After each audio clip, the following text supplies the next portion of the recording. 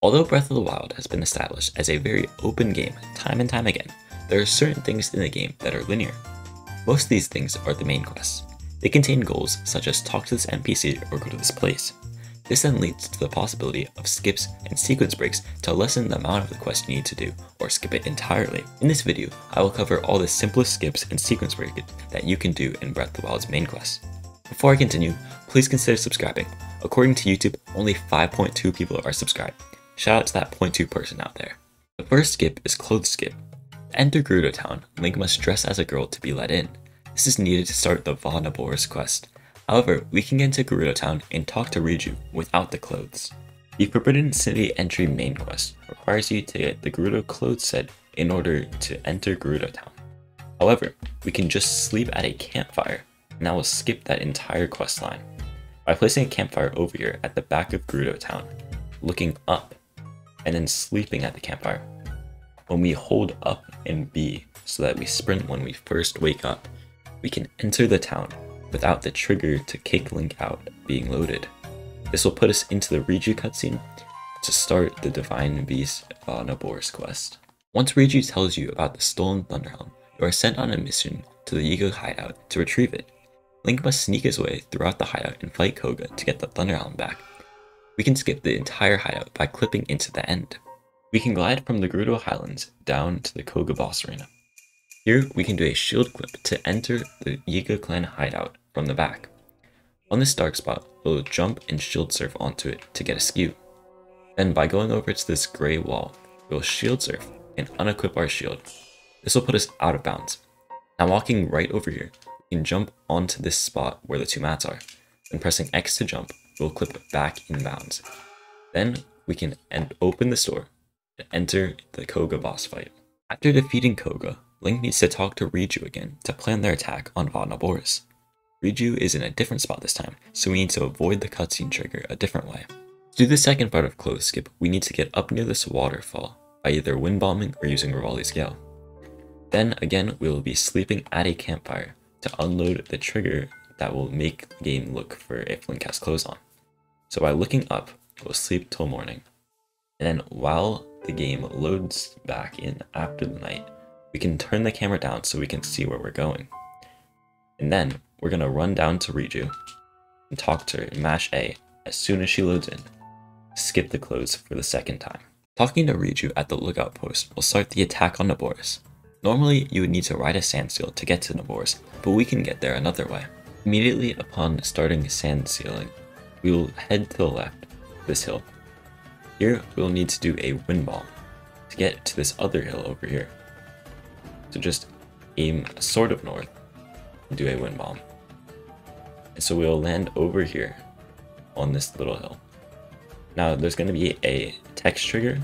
Take the second one or else you will be sent back to the lookout post. Now do a BLSS here.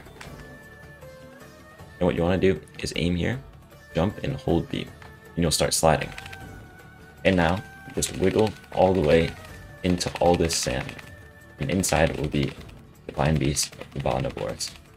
Now, is this really a skip? Not really. But in my opinion, it is significantly cooler than just using a sand seal to get all the way here.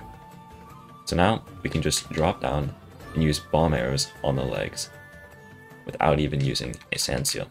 After talking to Bluto, he tells you to get some painkillers from a cave for him. Inside the cave is Yunobu, who you need to talk to in order to progress to the Valrudania quest. You need to use the cannons to open up the cave, but we can clip inside instead. This is the cave we want to go to. We'll clip in over here using an extended shield clip, which is a modified shield clip. We'll get skew on this rock right here on the left part of it. Then go over here into this corner, do a shield surf, unequip the shield, and then buffer the frames. Once you see that Link gets skewed and comes back, we want to hold ZL and A to re-equip the shield and buffer one more frame. Then unequip the shield to get clipped into this wall right here. Now we can just run into here, into the loading zone, where we can talk to Yunobo. The main quest that only appears once completed is the Master Sword quest. Link must obtain 13 hearts through completing dungeons and shrines. Luckily, none of these are necessary if you use glitches. Getting the Master Sword early is arguably one of the easiest tricks in Breath of the Wild. All we need is to place a campfire next to the Master Sword. We will be unloading the game partially when we wake up from the campfire, like with entering Gerudo Town without clothes. So go close to the Master Sword until it says the pull prompt, and then look up. It should say the sit prompt for the campfire when you look up. Now press A and sleep till morning. Once Link wakes up, the trigger to check if you have 13 hearts will be unloaded, so you can just pick up the Master Sword if you mash A. After Link spends 100 years sleeping, he must gain the strength to defeat Ganon. Little did the game devs know that one arrow shot is all it takes to kill Calamity Ganon. The final skip I will showcase is Calamity Ganon Skip. Right now I'm at the main entrance to the Sanctum, but we want to go one entrance to the right. This skip will only work if you have every Divine Beast completed and fully activated, so that each one will send their beams towards Calamity Ganon. Then we want to go onto this wall right here on the right, and drop down. Now we'll hold ZL to keep this angle and run into this pillar here. Now we'll set up where we want Link to stand by swinging our sword and backflipping. This will make sure that Link doesn't start walking backwards before he swings his sword. Then we'll do that same thing again, but side hop. Now you need the Great Eagle Bow and bomb arrows, and aim in this corner here on this staircase. Once you aim there, it's right there in that corner. You're gonna make sure you have 3 times attack up food. And then when you unpause, make sure you're holding directly forward as you enter the cutscene. Now, we will skip this first cutscene and the one after it, but we'll keep the next one running, because this is the cutscene where Ganon will get hit by the bomb arrows. And now, if you did everything correctly, Ganon should get damaged during this cutscene, and when the cutscene ends, you'll be dead and we will get sent immediately to Dark Beast Ganon.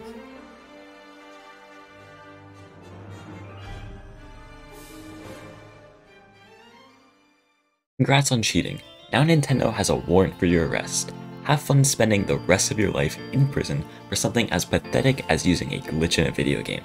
If you'd like to learn more about these illegal tricks, check out my channel for more videos. Thank you for watching. See ya.